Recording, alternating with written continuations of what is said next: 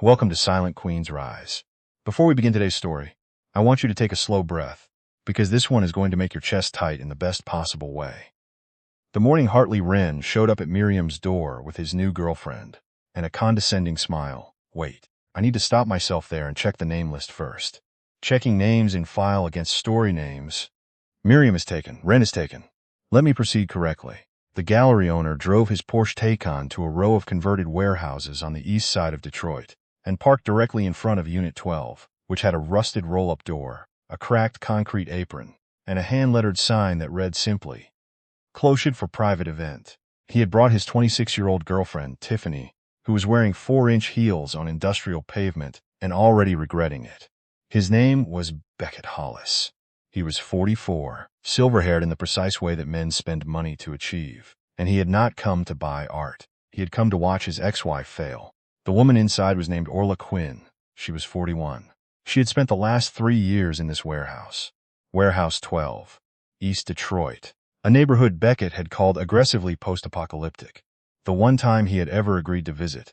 Building something Beckett was absolutely certain would never amount to anything.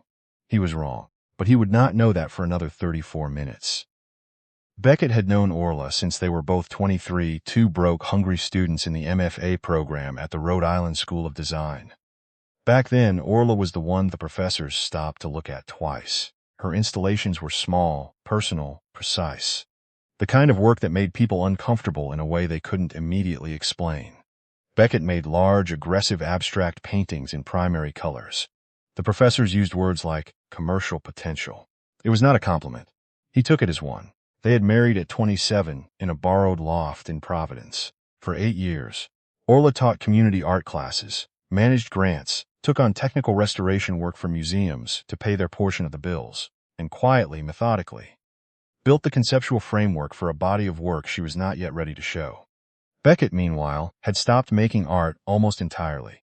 He had opened Hollis Gallery on West 21st Street in Chelsea, a sleek, 1,500-square-foot white box that smelled of fresh paint and expensive ambition, and discovered that he was considerably better at selling other people's ideas than generating his own.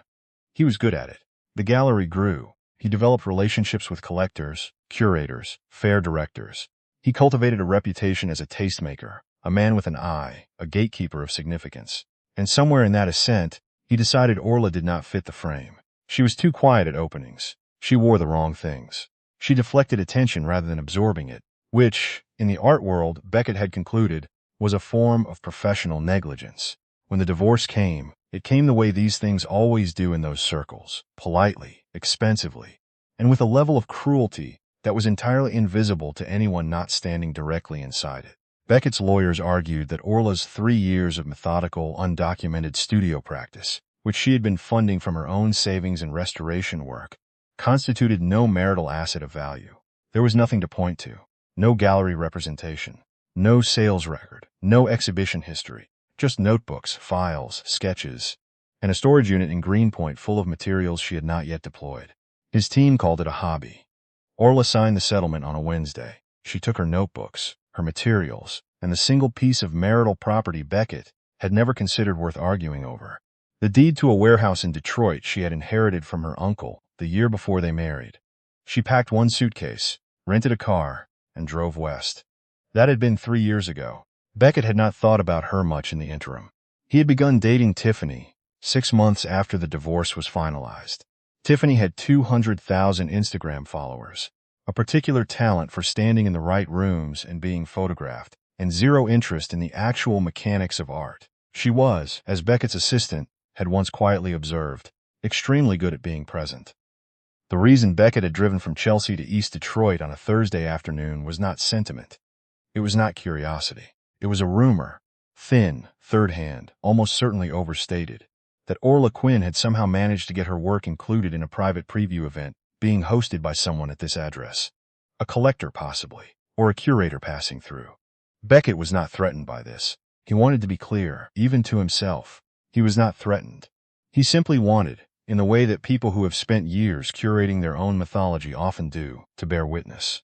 To see the modest, careful scale of whatever Orla had managed to assemble here in this rusted building, and to feel the quiet, private validation of having been right. He would take Tiffany to dinner afterward. He had a reservation at Apparatus Room at 7. He knocked. For a moment, there was nothing. Then the sound of a deadbolt thrown back, and the door opened. Orla stood in the gap. She was wearing loose, straight-legged trousers in a deep charcoal linen, and a white shirt with the sleeves rolled to the elbow.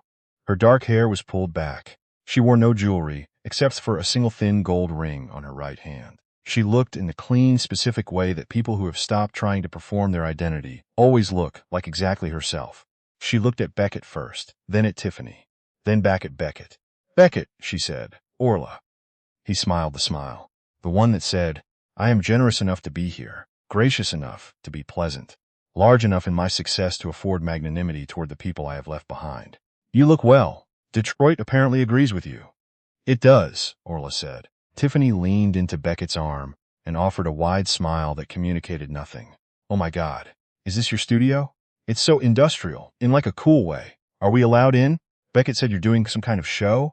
Orla held the door open wider. "Come in," she said simply. Beckett stepped across the threshold prepared for modest scale, interesting if unpolished work. Perhaps one or two pieces that showed genuine promise, which he could reference later in a brief, generous email. A space that explained, by its limitations, why Orla had needed someone like him to open a door for her and why it was, in the end, nobody's fault that the door had closed. He was not prepared for what the warehouse actually was. The roll-up door opened into what had once been a raw loading bay, but the loading bay was now a controlled environment, climate-regulated. He could feel it, the air processed and steady in a way that cost serious money to maintain.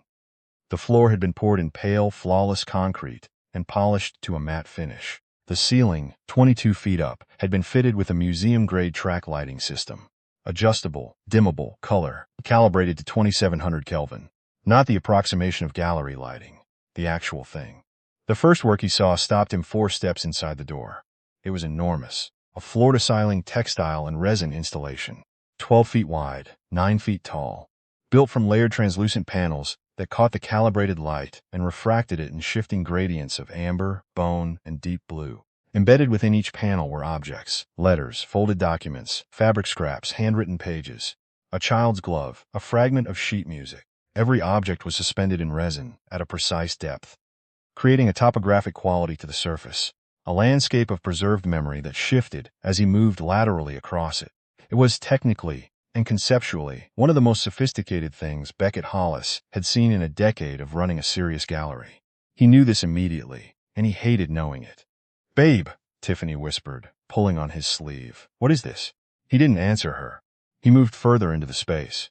The warehouse held 11 more works of the same authority and scale, each one a discrete installation, occupying its own precisely defined zone, lit and oriented with the deliberateness of a permanent museum collection. There were visitors already inside. Beckett recognized 2 of them. A woman in a slate-gray coat who was the chief acquisitions curator for the Detroit Institute of Arts.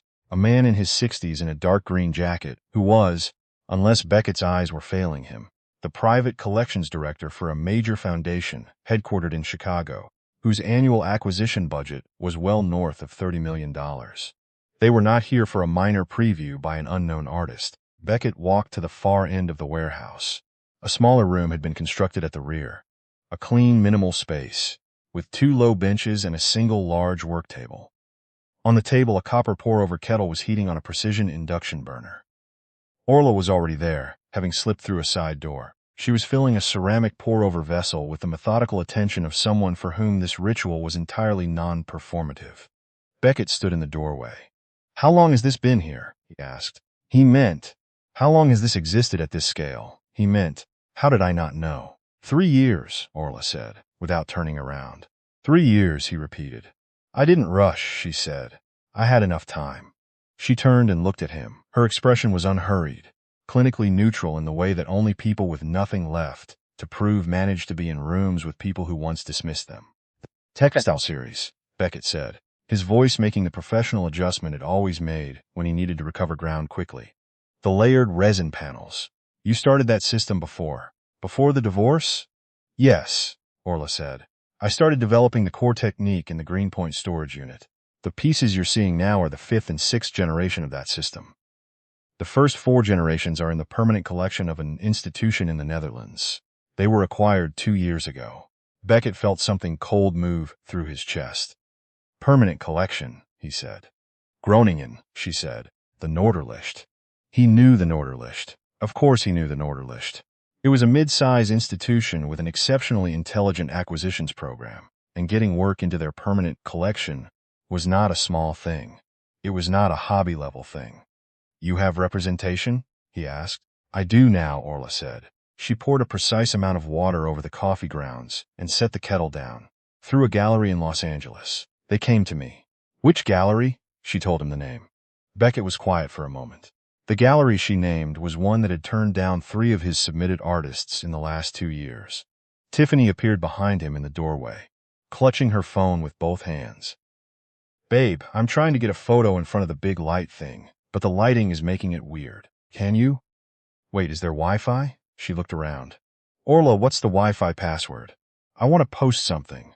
Orla looked at Tiffany with the patient, pleasant expression of someone who has long since stopped taking the temperature of rooms. There's no Wi-Fi in the gallery space, she said. Hotspot works fine out front. Tiffany made a sound of comprehensive inconvenience and retreated. Beck turned back to Orla. He had spent the walk through the gallery space rebuilding his composure piece by piece, and he had done a passable job. But the composition was beginning to develop visible fractures. You should have told me, he said. The sentence came out before he could revise it into something more defensible. Orla tilted her head very slightly. Told you what exactly? She said. That you were. He stopped. That you were this good. That the work was actually. He stopped again. That I was serious, Orla said, finishing the sentence for him in the exact words he had not been able to use. I did tell you. For 8 years. You never showed me anything. I showed you everything, Orla said. You called it preliminary. You called it underdeveloped. You told me that my instincts were strong, but that I lacked the confidence to scale up, that I was playing it too small, that I needed mentorship from someone who understood the market. Her voice remained perfectly level throughout. And then you introduced me to Prentice Walsh and suggested I apply to be his studio assistant, Orla continued, wrapping her hands around the ceramic mug, which I think both of us understood, even then, was your way of categorizing me as someone in the orbit of real artists rather than one herself. Beckett's jaw tightened. That's not what I... It's all right, Orla said. Not as a dismissal. As a genuine statement of fact. It is genuinely all right. Because what I understand now, that I didn't fully understand then, is that your inability to see the work was an architectural limitation of your vision, not a flaw in the work. She lifted her mug. Would you like coffee? I have a Kenyan AA single origin. Beckett stared at her. I didn't come here for coffee, he said, and was immediately aware of how this sounded. No, Orla agreed. You came because you heard something about this space and you wanted to see its scale, to calibrate it. She looked at him with something that was not quite a smile and not quite pity, and was in fact much more devastating than either. How is your calibration? The door from the main gallery space opened. The woman in the slate-gray coat, the acquisitions curator from the Dia, stepped through. Orla, she said, I'm sorry to interrupt. I just spoke with the board chair and we'd like to move on the 2 large resin panels we discussed. If you have 30 minutes, we can finalize the terms today rather than waiting for the follow-up call next week. Orla set down her mug. Of course, Diane, she said. Give me 1 moment. She turned back to Beckett. I should take this, she said. Beckett stood very still. The specific physics of the moment were becoming difficult to ignore. The acquisitions curator from one of the most significant encyclopedic museums in the Midwest was standing in the doorway of Orla's studio, asking to finalize a purchase.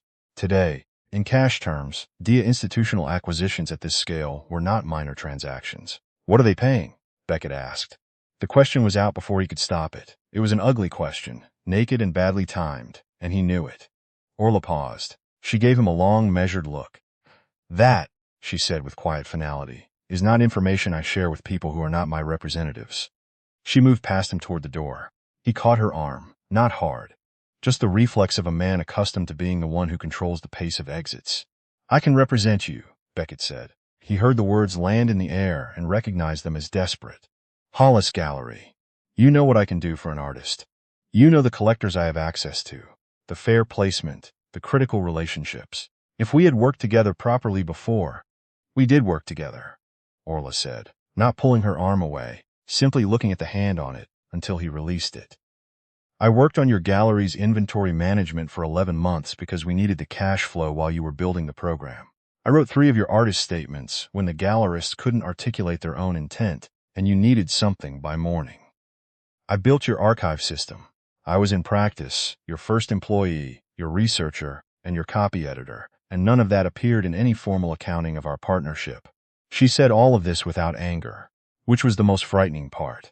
I am represented, she said, exceptionally well represented, and I did not build what you just walked through by waiting for someone else to open the door. She stepped into the gallery space. Beckett stood in the small room alone. The copper kettle ticked quietly as it cooled. Through the doorway he could see Orla standing with the curator. Both women bent over what appeared to be a formal acquisition document, speaking in the low, fluent shorthand of people transacting serious business. Tiffany appeared at his elbow. She had given up on the Wi-Fi and was now scrolling through photos she'd already taken. Babe, I think we should go. I'm starving, and honestly, this whole thing is giving me a headache. There's no signage. I don't understand what anything is, and that woman keeps looking at me like I broke something. Beckett did not respond. He was looking at the first installation, the large resin and textile piece near the entrance. He had spent 30 years developing an eye for work that would last. Work that the market would eventually catch up to, that would find its institutional home, that would be written about in the text that formed taste rather than merely reflected it. His eye was telling him something very specific right now.